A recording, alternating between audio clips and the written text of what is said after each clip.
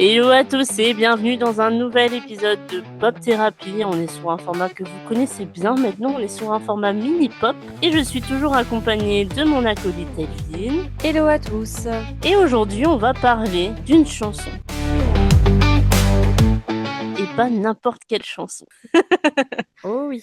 Imaginez-vous devoir chanter une chanson sur une rupture amoureuse. Jusque-là, rien d'exceptionnel. On a déjà vu ça dans le milieu de la musique, parce que la musique est remplie de chansons sur les séparations, sur les regrets ou même sur les histoires qui se terminent. Mais imaginez maintenant que cette chanson a été écrite par votre ex-mari, quelques mois seulement après votre divorce, et qu'au moment de l'interpréter, vous devez donner une voix à des paroles qui parlent de la fin d'une histoire d'amour. Eh bien, ça paraît presque impossible à imaginer. Pourtant, c'est exactement ce qui s'est passé pour Agnetha Fältskog. Ça va être dur à dire, ça. Ouais, alors on s'excuse d'avance parce qu'à mon avis, les prononciations des noms seront très aléatoires. Je pense qu'on va les dire une fois et après on passera sur des prénoms parce que sinon on s'en sortira jamais. Alors je pense que c'est Agnetha Fältskog, l'une des chanteuses du groupe ABBA. Et en 1980, elle enregistre une chanson devenue un classique absolu. C'est bien sûr The Winner Takes It All. C'est une chanson qui raconte la douleur d'une séparation. Pendant plus de 40 ans, une question revient régulièrement chez les fans. Est-ce que cette chanson raconte réellement le divorce entre Agnetha et Björn, ou est-ce que c'est une histoire inventée de toutes pièces?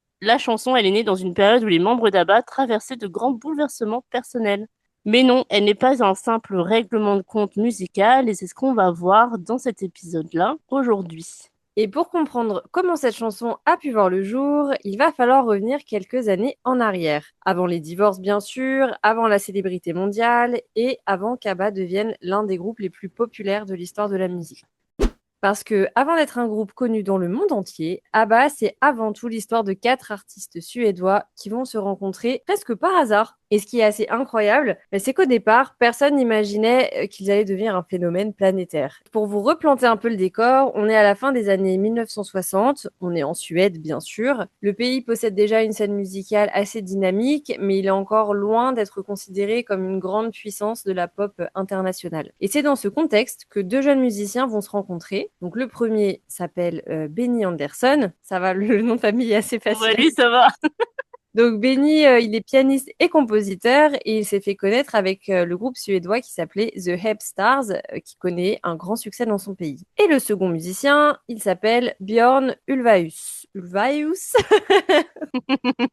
Björn. Donc Björn, il est guitariste et chanteur et il est également membre d'un autre groupe, un groupe folk qui s'appelle, attention, Utenani Singers. Donc les 2 hommes partagent rapidement une passion commune, celle d'écrire des chansons capables de mélanger des mélodies à la fois simples, efficaces, mais avec une vraie richesse musicale. Et donc ils vont commencer à composer ensemble. Cette association, elle va devenir l'un des duos d'auteurs-compositeurs les plus importants de la musique pop, mais il va manquer 2 éléments essentiels. Des voix, 2 en l'occurrence, 2 personnalités et surtout 2 femmes qui vont donner au futur groupe son identité sonore.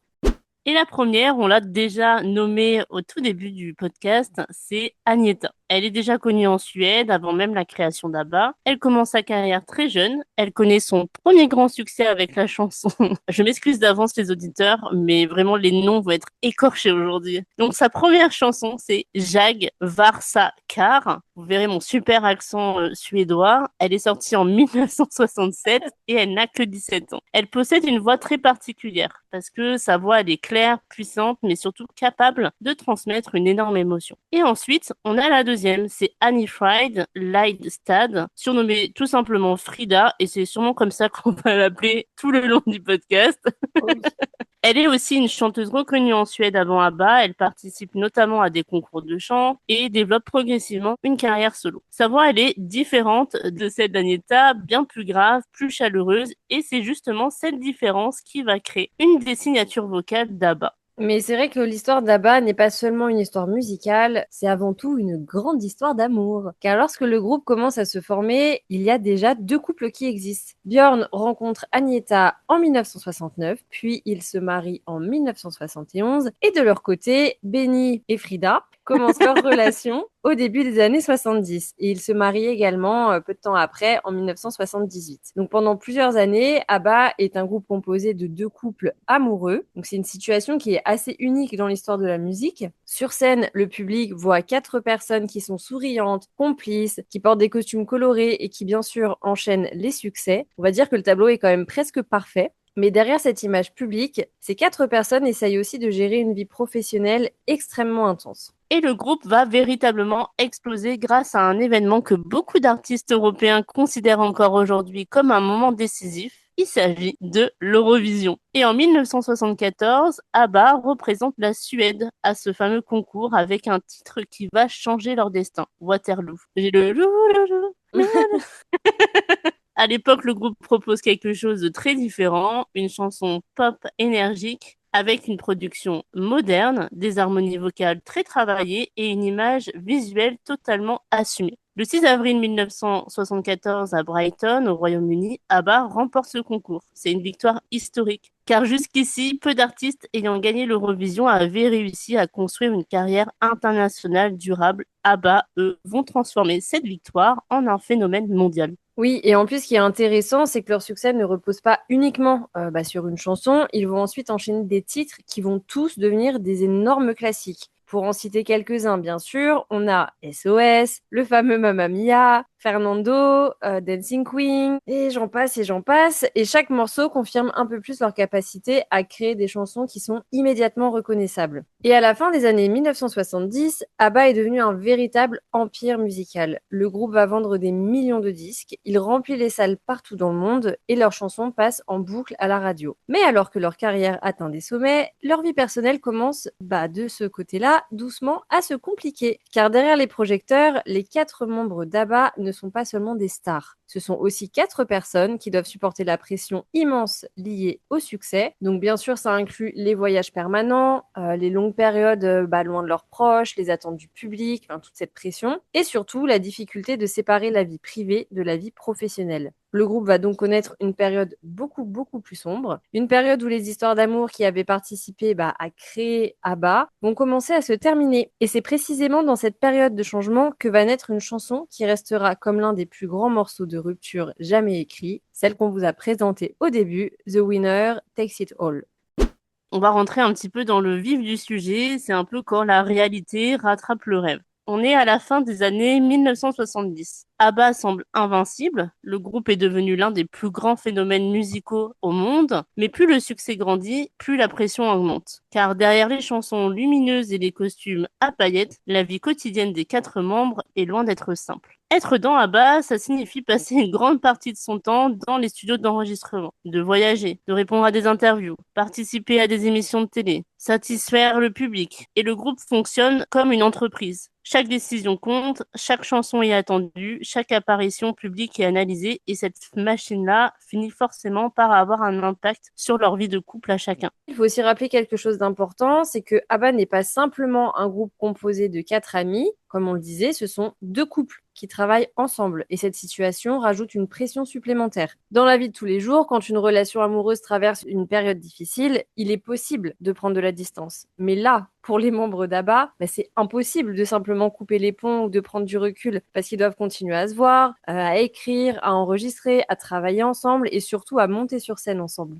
Et ce qui est fou, c'est qu'ils se sont mariés chacun l'un après l'autre et ils vont se séparer chacun l'un après l'autre. En janvier 1979, on a Björn et Agneta qui annoncent leur séparation après environ 8 ans de mariage. C'est une nouvelle qui va surprendre énormément de fans parce que pour le public, ABBA présentait presque une image idéale. On a deux couples heureux réunis autour de leur passion qui est la musique et la réalité est bien plus complexe. On a cette célébrité mondiale qui ne protège pas forcément une relation et parfois même elle peut rendre les choses plus difficiles. Malgré tout ça, Björn et Agneta décident de continuer à travailler ensemble. C'est une décision qui va être importante. Ils choisissent de mettre leur rôle d'artiste avant leur histoire personnelle, mais ça ne signifie pas que la situation, elle va être facile. Non, c'est sûr. Et quelques années plus tard, il y a l'autre couple qui suit, qui va également connaître une séparation, donc Benny et Frida, qui vont divorcer en 1981, après plusieurs années de relation également. Et cette fois, les deux couples d'ABBA sont séparés respectivement. Donc le groupe qui avait été été construit autour de deux histoires d'amour n'existe plus de la même manière.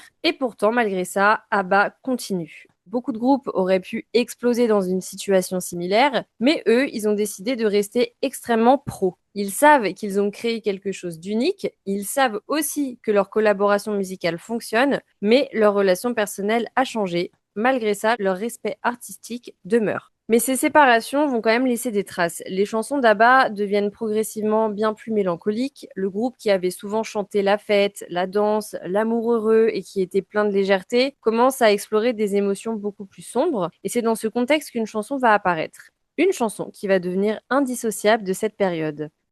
En 1980, Björn et Benny travaillent sur de nouvelles chansons pour le prochain album du groupe qui s'appellera Super Trooper.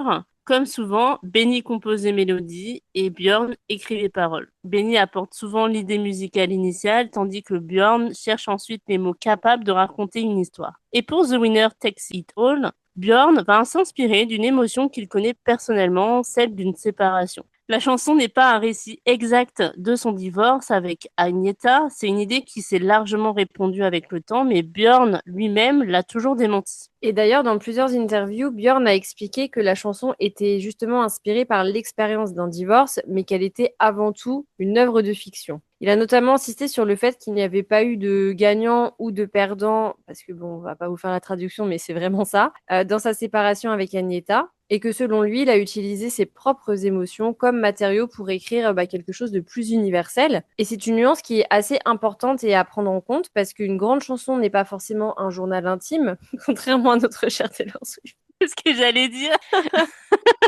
Mais que dans certaines occasions, un auteur peut aussi partir d'une expérience personnelle et créer une histoire qui parle à tout le monde. Et je pense que c'est le cas, bien sûr, pour cette chanson. Oui. Et c'est pour ça que le titre lui-même est intéressant. En français, ça veut dire le gagnant remporte tout. À première vue, cette phrase, elle semble appartenir au monde de la compétition, comme si une personne gagnait et que l'autre perdait, mais dans la chanson, le jeu est une métaphore. Il ne s'agit pas d'un match, il ne s'agit pas d'un combat, il s'agit d'une relation amoureuse. Le personnage qui chante doit accepter que l'histoire est terminée, l'autre personne avance, elle a peut-être trouvé une nouvelle vie, et celle qui reste doit apprendre à vivre avec ce sentiment d'avoir tout perdu. Et ce qui rend la chanson particulièrement puissante, c'est justement qu'elle ne cherche pas un coupable. Il n'y a pas de colère ou de vengeance, ou il n'y a pas non plus de phrases du type tu m'as fait du mal et tu vas le payer. Au contraire, c'est plutôt une forme de résignation, une personne qui reconnaît la douleur, mais qui accepte complètement la réalité aussi.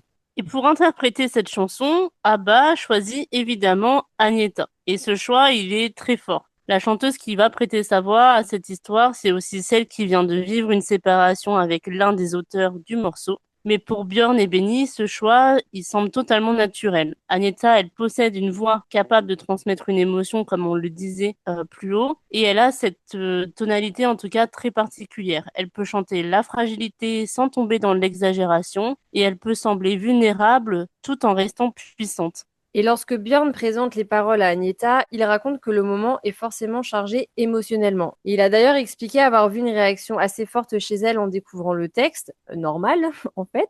Mais Oui. contrairement à une légende souvent racontée, il n'existe pas de preuve qu'elle se soit effondrée ou qu'elle ait pleuré pendant l'enregistrement ou autre. Ce qui est certain en revanche, c'est que son interprétation donne à la chanson une sincérité plutôt exceptionnelle, on va pas se mentir. Oui.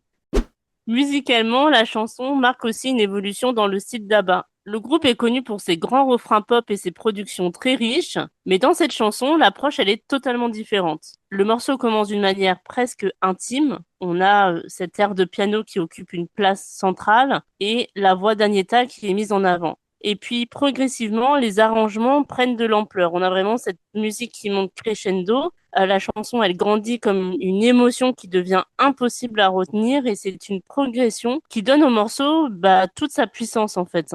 Et c'est probablement pour cette raison que tant de personnes se sont reconnues dedans, parce que la chanson ne parle pas seulement d'un divorce, elle parle d'un moment universel qu'on a tous plus ou moins connu, celui où l'on comprend qu'une histoire est terminée, même si une partie de nous refuse encore de l'accepter.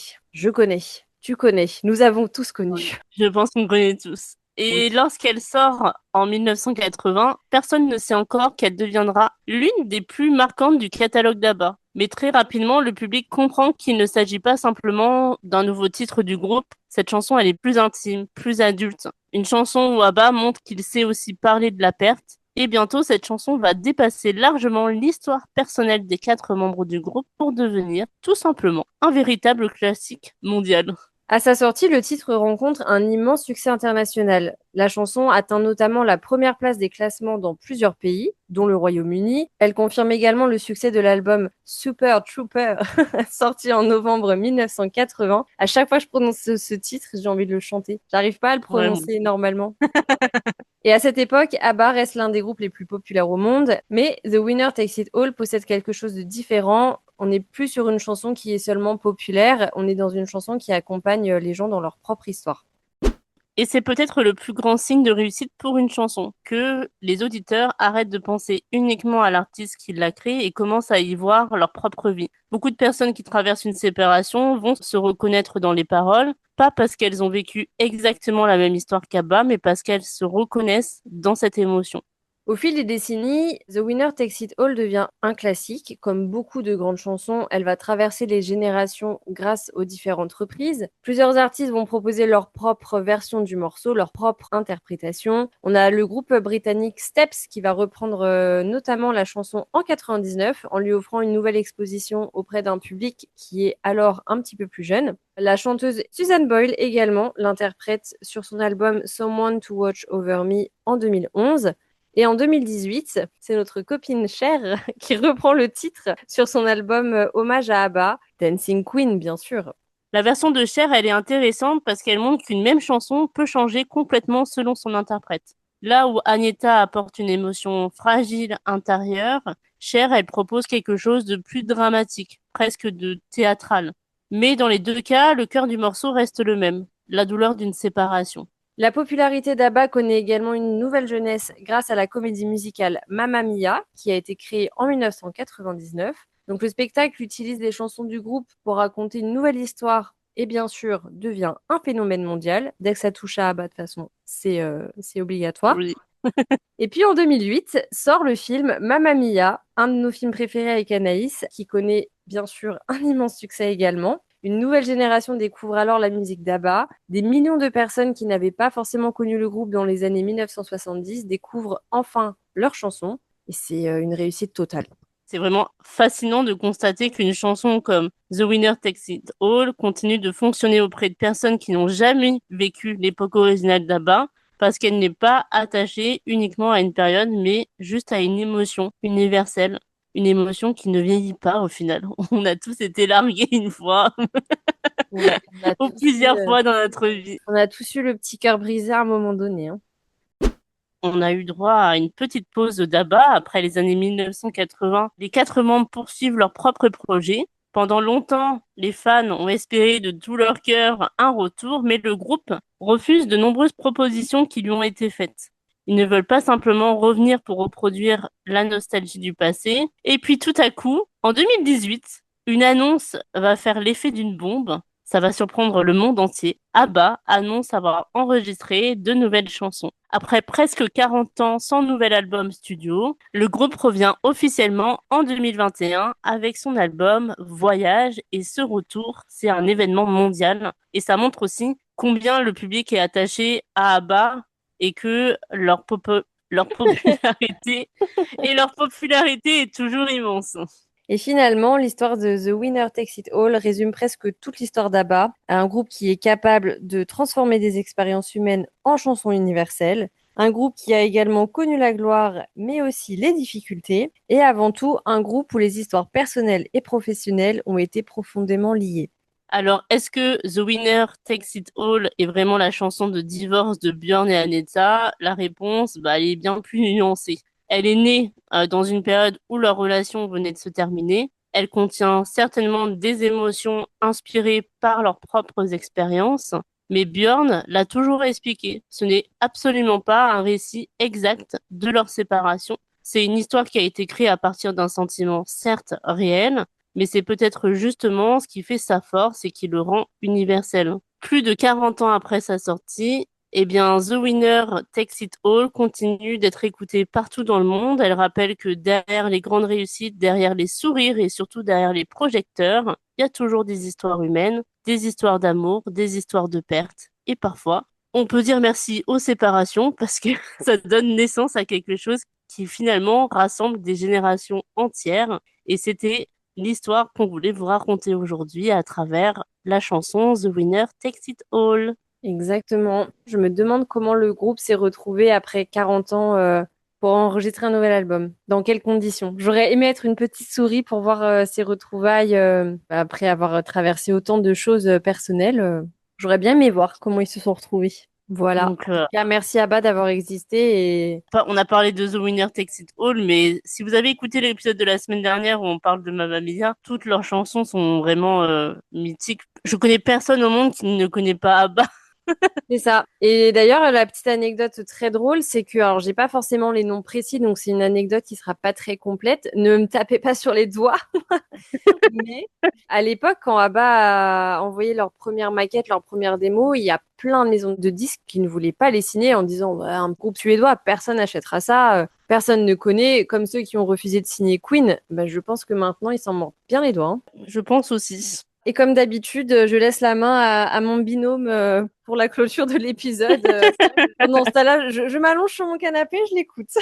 Bon, en tout cas, on espère que cet épisode vous a plu, que bah, vous avez peut-être appris des choses sur cette chanson qui est, on va dire, mythique. N'oubliez pas de noter le podcast sur les plateformes de streaming, que ce soit Apple Music, Spotify, Deezer, etc. Ceux qui nous écoutent toutes les semaines, vous commencez à connaître la chanson et je pense Ouais. que ça se trouve, vous le dites même en même temps que moi à force. Ouais, parce que l'ordre est toujours le même. Donc, soit il y en a qui coupent avant en se disant, bon, c'est bon, on la connaît la chanson, c'est bon, on en a marre. Soit il y en a qui s'amusent à, ça se trouve, à parler en même temps que toi, on sait pas, hein. Spéciale C'est ça. dédicace à ceux qui font ça. Comme on vous l'a déjà répété, on est sur YouTube, sur TikTok, Instagram. N'hésitez pas à venir nous suivre. En fait, c'est assez perturbant pour Elvin et moi parce qu'on nos écoutes augmentent de jour en jour et de mois en mois et on ne met pas encore forcément des visages sur tout le monde. Bah ouais, non, pas du tout. Et sur ce, ben, on vous souhaite une très bonne journée, soirée, après-midi, selon le moment où vous nous écoutez. Bonnes vacances à ceux qui sont en vacances. Je sais qu'on n'est pas tous chanceux à être en vacances. Alors bon courage à ceux qui travaillent. Et on se retrouve la semaine prochaine pour un nouvel épisode. Et sur ce, Ciao! ciao!